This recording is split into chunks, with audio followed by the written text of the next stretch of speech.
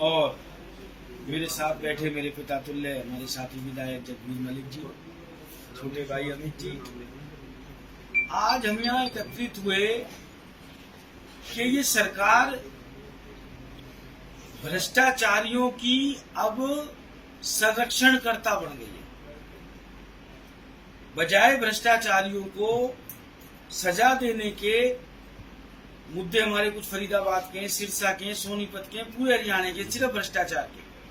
परंतु बहुत दुख की बात है कि हम लोग जिले में आवाज लगाते हैं, आवाज दबा दी जाती है और उसके बाद हम उस चीज को यहाँ राजधानी में लेके आते हैं, वहां पर भी उनको दबा दिया जाता है। उसके बाद हमारा घर बचा क्या, विधानसभा। प्रॉपर टाइम के सेशन नहीं चल रहे आजकल, विधायकों को बोलने का मौका नहीं मिल रहा। हम लोग सवाल लगाते हैं।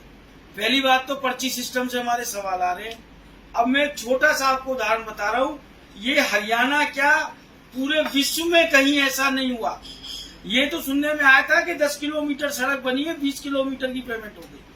ऐसा कभी नहीं हुआ जिंदगी में, भूतो ना भविष्यति, के बिना काम के 250 करोड़ रुपए सिर्फ एक ही जगह, एक ही ऑर्गेनाइजेशन से निकल गए हो।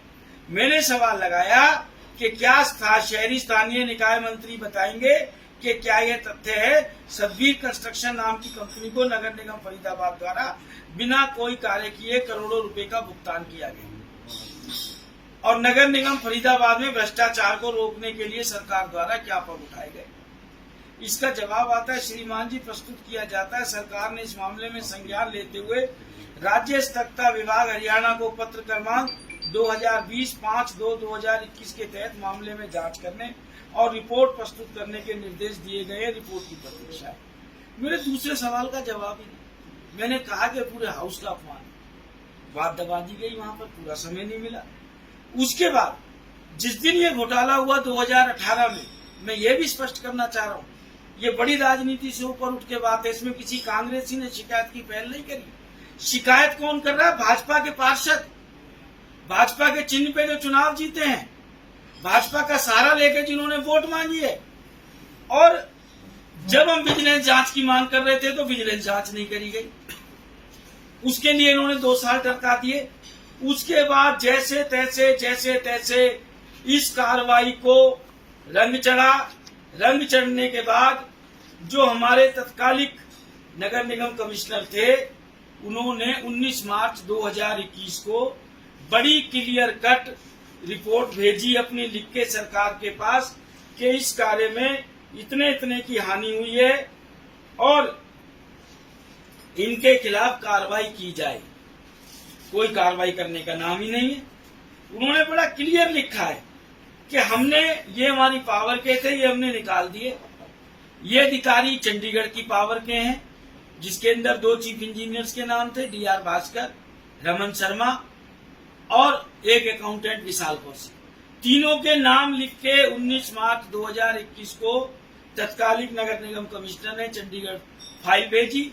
सरकार को पता था कि इस पे सजा होगी, दोषी अधिकारियों को, उस कंस्ट्रक्टर को सजा होगी। उस सजा को दबाने के लिए उसकी विजिलेंस इंक्वायरी मांग कर दी। जबकि विजिलेंस इंक्वायरी का हासिल क्या हो रहा है हमारे यहाँ? एक सड़क थी हार्डवेयर प्याली चौक, 2019 के अंदर उसकी विजिलेंस इंक्वायरी मार्क हुई है साहब। आज 21 आ गया, उस सड़क के अभी तक कागज जमा नहीं हुए विजिलेंस डिपार्टमेंट में। वो भी 2018 का मुद्दा है, सारे सिविल से जुड़े हुए केस है। 3 साल तो ऑलरेडी हो गए। उसके बाद आप उसी चीज को 2-2 साल कागज नहीं आए, 5 साल बिता दोगे, 5 साल बाद तो मौके पे सबूत ही नहीं मिलेगा। जबकि clear cut central vigilance commission की डायरेक्शन है कि आप टेंडर के बाद स्कोप ऑफ वर्क चेंज नहीं कर सकते। उसके बाद एक किस्सा तो सबसे अच्छा है इनका, नगर निगम के अंदर फर्जी एस्टीमेट की फाइल आई, पास हुई, पैसा बचते बचते रह गया, लाखों रुपए का घोटाला था।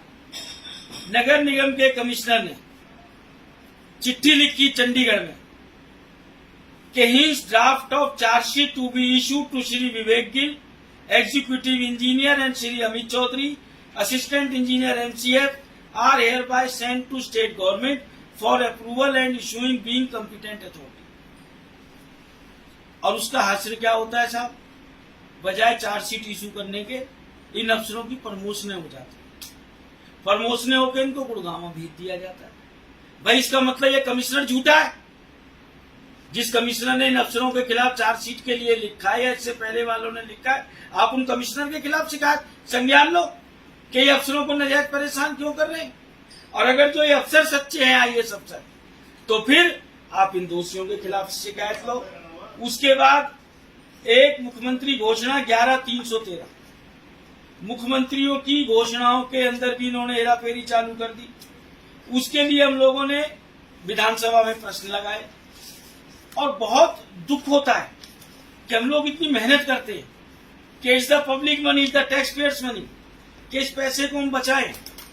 हम लोगों ने मार्च में सवाल लगाया कि क्या शहरी स्थानीय निकाय मंत्री बताएंगे नगर निगम फरीदाबाद में मुख्यमंत्री घोषणा 11/313 के अधीन निर्माण कार्य के निष्पादन में घोटाले के बारे में मेरे द्वारा लिखे गए पत्र, जिसमें उपायुक्त फरीदाबाद ने आयुक्त नगर निगम को शिकायत संख्या 1170 में जांच करने के लिए निर्देश दिए थे, सरकार द्वारा क्या कार्रवाई की। मार्च में प्रश्न लगाया, इसका जवाब आता है श्रीमान जी हाँ जांच जारी है। कोई जांच नहीं हुई। मैंने अगस्त में फिर दोबारा प्रश्न लगा दिया कि क्या माननीय मुख्यमंत्री की घोषणा संख्या 11/313 निर्माण कार्य में जांच पर सरकार द्वारा क्या कार्रवाई की गई। दोषी अधिकारी कर्मचारियों के विरुद्ध सरकार पर अब तक कार्रवाई न किए जाने के क्या कारण है। इसमें ये लिखते हैं कि आयुक्त नगर निगम फरीदाबाद के आदेश दिनांक 20/11/2020 द्वारा मक्खन नगर योजना का अतिरिक्त नगर आयुक्त और निगम के वरिष्ठ प्रस्तुतकारों की एक समिति गठित की गई, जो मामले की जांच करेगी और अपनी रिपोर्ट प्रस्तुत करेगी। उपरोक्त समिति द्वारा रिपोर्ट अभी तक प्रस्तुत नहीं की गई। समिति द्वारा अपनी जांच रिपोर्ट में प्रस्तुत की गई सिफारिशों के आधार पर दोषी अधिकारी कर्मचारियों के खिलाफ कार्रवाई की जाएगी। 2 सवाल लगाए मैंने, दोनों का अलग अलग जवाब। और जबकि इस मसले में नगर निगम फरीदाबाद द्वारा जो कमेटी बनाई है 52 पेज की रिपोर्ट है, उसकी कॉपी भी मुझे दे दी गई पिछले प्रश्न से पहले, और इसमें बड़ा क्लियर लिखा है कि साहब इस काम के अंदर घोटाला हुआ, 5 करोड़ का घोटाला हुआ। जमीन रेलवे की थी, रेलवे से ट्रांसफर नहीं हुई, नगर निगम का पैसा लग गया उसके ऊपर, रेल की पटरी कौन बेच के खा गया जिसका पता नहीं, ग्रीन बेल्ट बनाई तो सिर्फ प्राइवेट बिल्डरों के फायदे के लिए पहुंचाई, हुड्डा की एडजस्टमेंट लैंड की पॉलिसी थी, ये उसके अकॉर्डिंगली भी जमीन को देना चाहते थे। तत्पश्चात अब जो सबसे बड़ा घोटाला इस सरकार में होने जा रहा है, बिजली का 1200 करोड़ का जगमग घोटाला। इसके अंदर इन्होंने एक ही कंपनी को ठेका दिया, जबकि सरकार अपनी गलतियों से सीख नहीं रही। ऐसा ही एक केस था फरीदाबाद में ब्रज गोपाल कंस्ट्रक्शन कंपनी का, जिसके अंदर भारत सरकार का पैसा था।